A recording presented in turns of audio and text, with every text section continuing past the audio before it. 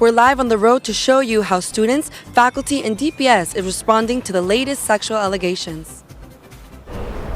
We speak to the president of USG about how the university can be held more accountable. And find out which other universities are protesting for change in Greek life. We speak with organizations across the nation.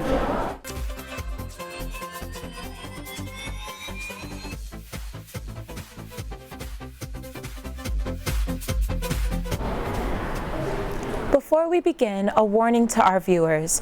Our show will focus on sexual assault. DPS has released reports of 11 cases in the past week. Good evening, I'm Ayanna Martinez. And I'm Bianca Bueno. Let's toss it over to Sofia Gonzalez, who's live on the road with more on DPS. I'm in Frat Row, where it's pretty calm and quiet after this many protests that took place this week. You can see Sigma Nu is completely fenced off, and actually all frats are indefinitely suspended from hosting all social activities as a consequence from the sexual allegations and the druggings. Today, I had a conversation with Assistant Chief David Carlisle about what DPS plans to do in order to enforce these probations.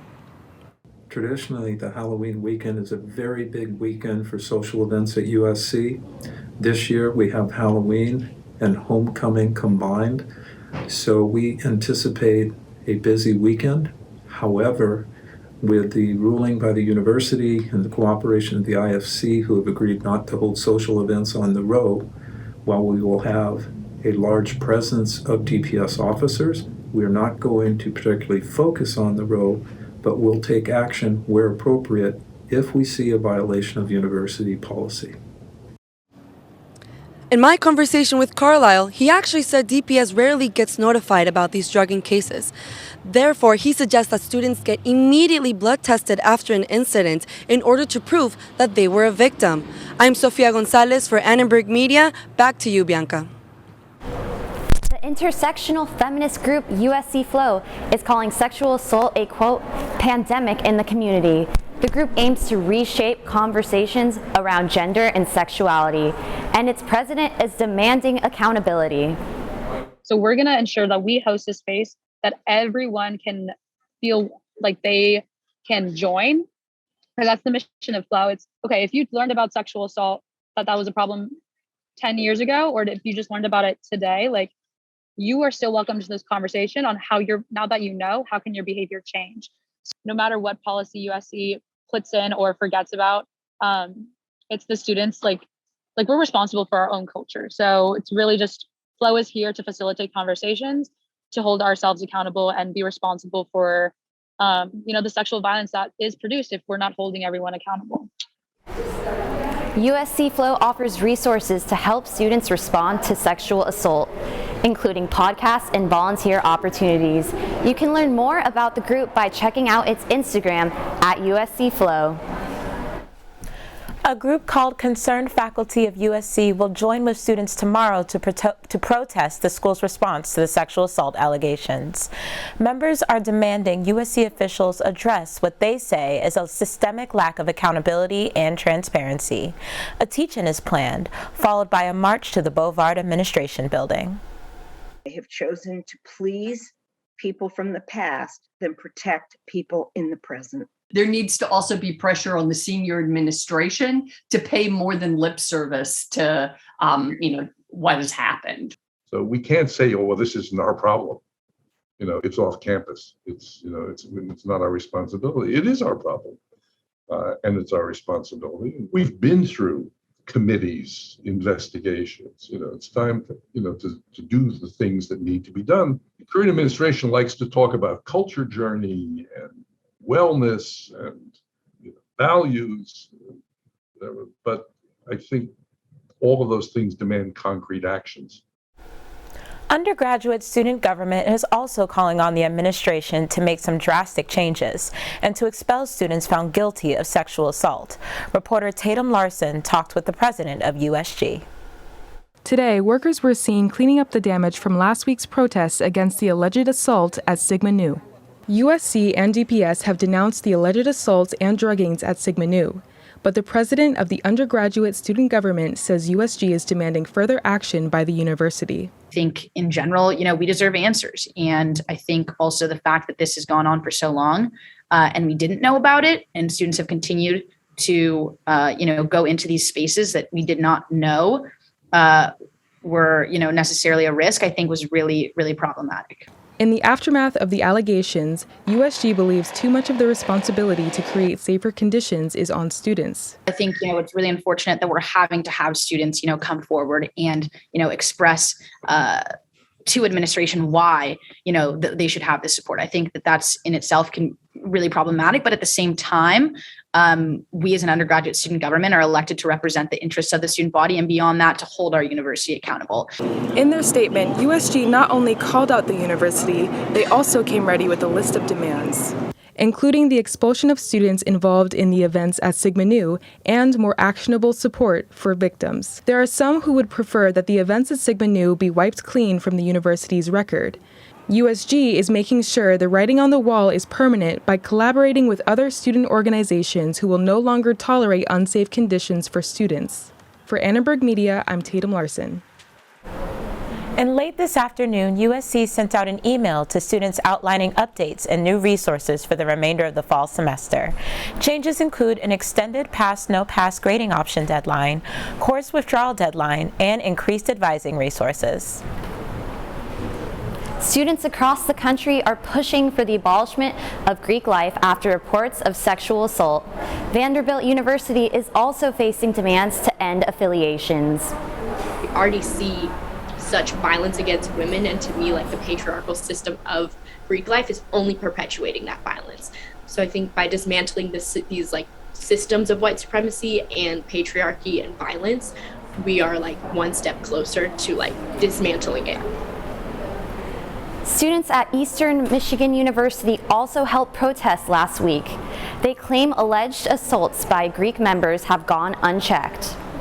Fraternity culture itself is so intertwined with rape culture and the idea of blaming victims. It's like a lot of other oppressive and problematic systems we see in our society today, is that there comes a point where you can't change it anymore. So the only thing that you can do is get rid of it. Because I have heard so many more stories of pain and hurt and betrayal from fraternities than I have heard of success stories, of happy, of feeling welcoming.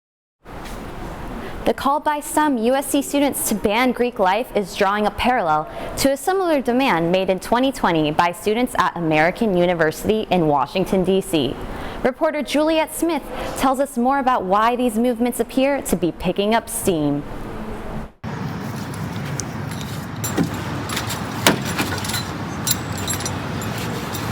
All week, students have expressed outrage over reports of sexual assault at Sigma Nu fraternity. Many students think Greek life is the problem. Christina Vo says she was assaulted 2 months ago at a fraternity on the row, but she doesn't have any plans to report it. Honestly, the process even now is traumatizing. You have to relive your experience, and the process itself is really against survivors. And I think we should abolish frats. And I don't think that stops here. I don't think that stops at USC. And it's been a problem that just now is getting noticed here. A number of universities and colleges across the U.S. have seen a call for an end to Greek life. But many institutions, including my alma mater, American University, have only seen short-term suspensions. We had a really important opportunity and a valuable opportunity to make a statement, being one of those, being a fraternity in that Greek life organization, resigning or disbanding in protest, I thought could, at the very least, open up more of a conversation surrounding the benefits or the harms of Greek life, as well as how we hold perpetrators of sexual assault accountable at AU. Some Delta Tau Delta fraternity brothers wanted to abolish racist traditions. During our, pledge class, we noticed that they were wearing white robes and a lot of sketchy ritual things. Oh, these have roots to the KKK. We're let's get rid of this. And so we initiated this whole process, and it took months just to have a conversation to get rid of these white robes that clearly have ties to the KKK. We're we don't want to do this. That fraternity, Delta Tau Delta, is no longer on American University's campus, but Greek life has not been abolished. At USC, Greek social life is on pause. Sigma Nu should be shut down because if the president can do something like that, that means it trickles down. It's not one guy. John Wydell says his fraternity, Pi Kappa Alpha, supports protesters. We stand firmly against sexual assault and we support survivors. Students and faculty are invited to Wallace Annenberg Hall at noon on Monday to talk about fraternities and sexual assault on campus. For Annenberg Media, I'm Juliette Smith. Some students point out that getting rid of the Greek system does not get rid of the problems. One anonymous sorority member and another student not affiliated with Greek life weigh in. Unfortunately, it is part of college culture, which is the sad thing. And I don't think that it is independent to Greek life. I think that it is just promoted by college culture and parties in general, which I think will persist whether Greek life exists or not. So I do think that there should be more conversation about methods that we could go about to make this safer and a better environment. I just want to stress the importance that I am not in Greek life, but I am doing the absolute best that I can to create change from within the system. I would just say that saying abolish Greek life silences so many survivors' voices that need to be heard in this situation. Pollock says even her friends in Greek life feel left out of the discussion and the solution. An organization representing some of the country's largest universities is adopting new guidelines to prevent sexual harassment in academia. All 66 members of the Association of American Universities, including USC, adopted the new principles earlier this week. They focus on making it easier to report sexual harassment, increasing support to victims, and preventing known harassers from being hired in the first place. The new guidelines were written in part by USC President Carol Folt, who served on the association's Anti-Harassment Advisory Board. Parents of students at Hamilton High are reacting to a recent on-campus sexual assault of a female student. The alleged attack happened last week inside a boys' bathroom. Parents say they're concerned about on-campus safety and that the LA Unified School District isn't doing enough to protect students. I'm concerned about the level of safety on campus, but I'm also concerned that the reaction from several people has been to lock down our kids and to treat everybody like a criminal instead of doing the investigation that needs to happen in order to make sure that the students who are acting out of control are being dealt with appropriately. All students are right now being punished for the actions of a few people. LA Unified says it understands the importance of safety and support for students. A district spokesperson issued a statement saying, the school's administration immediately and proactively began coordinating with the Los Angeles Police Department and Los Angeles School Police Department to investigate the issue. Our school crisis team was also activated, and students were given an opportunity to speak to counselors. The LAUSD says this is an ongoing police investigation and will not be releasing the identities of the students involved. Centers that provide resources for survivors can be found throughout Los Angeles. We spoke with a director of one of those centers on the importance of being a support system. First and foremost is let them know you believe them. I believe you. And, so they need to feel that, they need to feel it's not your fault. This wasn't your fault. Nobody has the right to do that to you. The most important thing is you. You are a survivor. We don't call you a victim. We call you a survivor. And the most important thing is for you to get the help that you need. The YMCA of Greater Los Angeles, Project Family Sister Services, East Los Angeles Women's Center, and others listed are just some of the local centers that provide services for survivors of sexual assault. If you or someone you know has been sexually assaulted and needs assistance, do not hesitate to call a number on the screen. At USC, Dr. Sarah Van Orman says there are resources as well.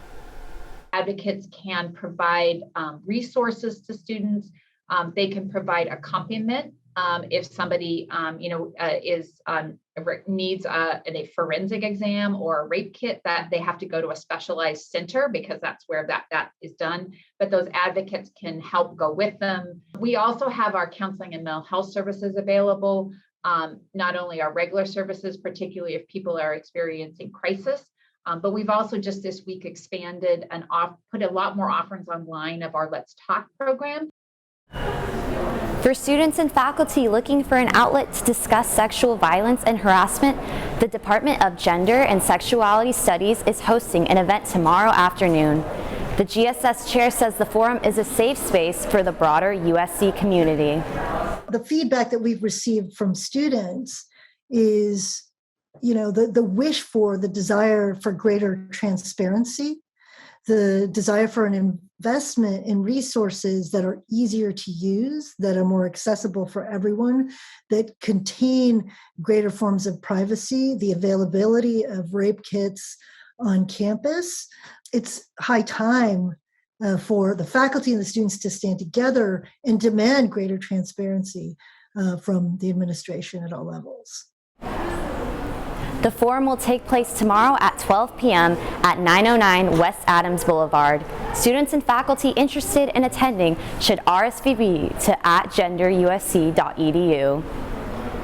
Well, thanks for watching See It Live. From everyone at Annenberg Media, I'm Ayanna Martinez. And I'm Bianca Bueno. You can catch us on the web at uscannenbergmedia.com.